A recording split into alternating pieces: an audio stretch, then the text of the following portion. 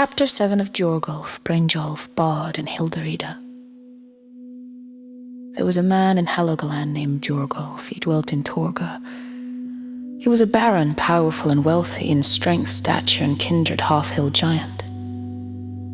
He had a son named Brynjolf, who was like his father. Bjorgolf was now old, and his wife was dead. And he had given over into his son's hands all business, and found him a wife, Helga, daughter of Ketilhaing of Hrafnista. The son was named Bard. He soon grew to be tall and handsome, and became a right doughty man. One autumn there was a banquet where many men were gathered, Bjorgolf and his son being there, the most honourable guests. In the evening they were paired off by lot to drink together, as the old custom was. Now there was at the banquet a man named Hogni, owner of a farm in Leka, a man of great wealth, very handsome, shrewd, but of low family, who had made his own way. He had a most beautiful daughter, Hildirida by name, and it fell to her lot to sit by Bjorgolf. They talked much together that evening, and the fair maiden charmed the old man. Shortly afterwards the banquet broke up.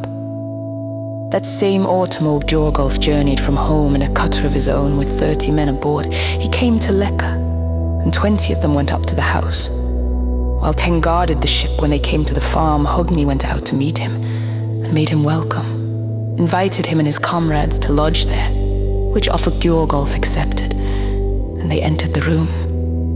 But when they had doffed their travelling clothes and donned mantles, then Hogni gave orders to bring in a large bowl of beer, and Hildirida, the daughter of the house, bare ale to the guests.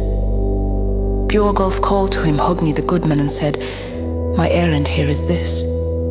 I will have your daughter to go home with me, and will even now make with her a hasty wedding." Hogni saw no choice but to let all be as Bjorgolf would. So Bjorgolf bought her with an ounce of gold, and they became man and wife, and Hildirida went home with Bjorgolf to Torga. Brynjolf showed him ill-pleased at this business. Bjorgolf and Hildirida had 2 sons. One was named Harek, the other Herek. Soon after this Bjorgolf died, but no sooner was he buried than Brynjolf sent away Hildirida and her sons. She went to her father at Leka, and there her sons were brought up. They were good-looking, small of stature, naturally shrewd like their mother's kin.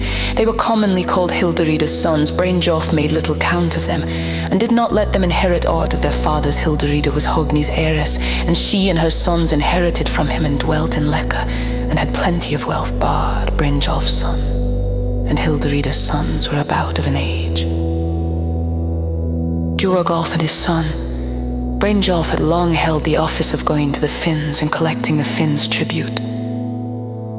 Northwards in Helgoland is a firth called Vefsnir, and in the firth lies an island called Alost, a large island and a good. And in this a farm called Sandness. There dwelt a man named Sigurd, the richest man thereabouts in the north. He was a baron and wise of understanding. He had a daughter named Sigrida. She was thought the best match in Helgoland.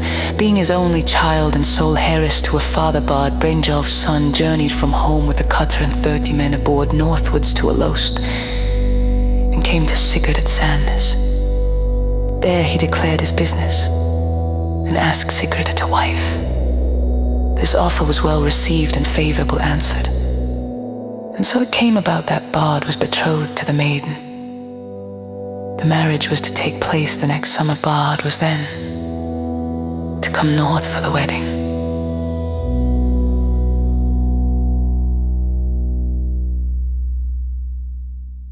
Chapter 8 of Bard and Thorolf.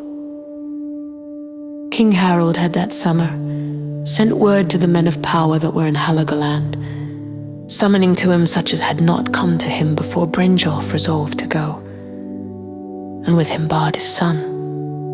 And in the autumn they went southwards to Trondheim, and they met the king. He received them most gladly. Brynjolf was made a baron of the king's. The king also gave him large grants beside what he had before. He gave him withal the right of journey to the Finns, with the king's business on the fells and the Finn traffic. Then Brynjolf went away home to his estate, but Bard remained, and was made one of the king's guard. Of all his guard, the king most prized his skalds. They occupied the second high seat. Of these Orden ill-skald sat innermost, being the oldest. He had been skald to Halfdan Swarthy, King Harold's father. Next to him sat Thorjon Raven, then Olvi Hnuff, and next to him was placed Bard. He was there by named Bard the White or Bard the Strong. He was in honor with everyone there. But between him and Olvi Hnuff was a close friendship. That same autumn came to King Harold Thorolf Kveldolf's son and Avin Lambie, Kari of Berdla's son, and they were well received. They brought thither a swift 20-bench long ship well manned, which they had before used in sea roving. They and their company were placed in the guest hall, but when they had waited there till they thought it a fit time to go before the king, Kari of Berdla and Olvi Hnuff went in with them. They greeted the king. Then said Olvi Hnuff, "Here is come Kveldolf's son, whom I told thee in the summer Kveldolf would send as promised to thee will now stand fast. For here thou canst see true tokens that he will be thy friend in all when he sent his son hither to take service with thee, a stalwart man as thou mayest see. Now this is the boon craved by Kveldolf and by us all, that thou receive Thorolf with honor, and make him a great man with thee."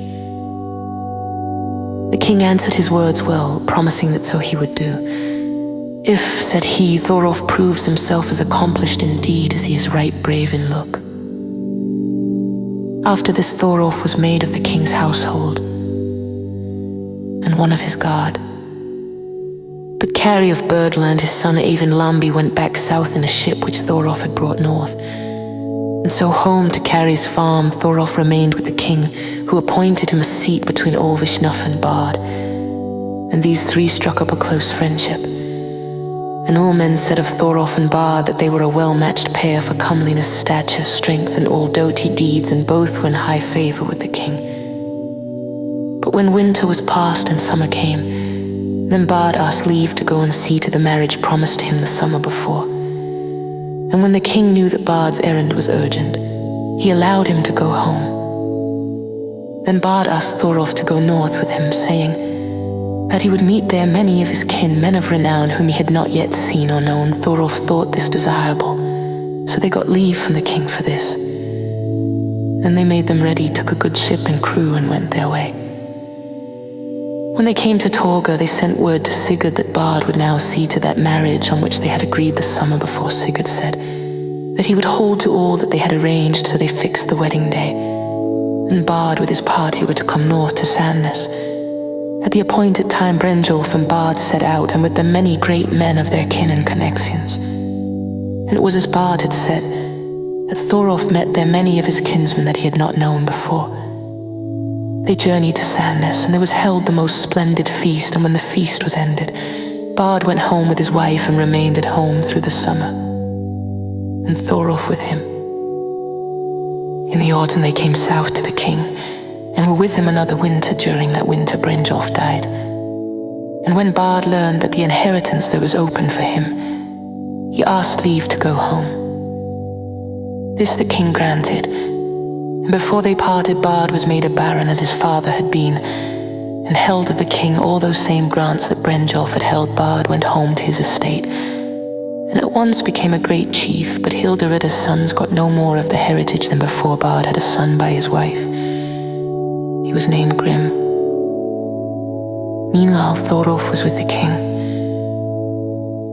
and in great honor.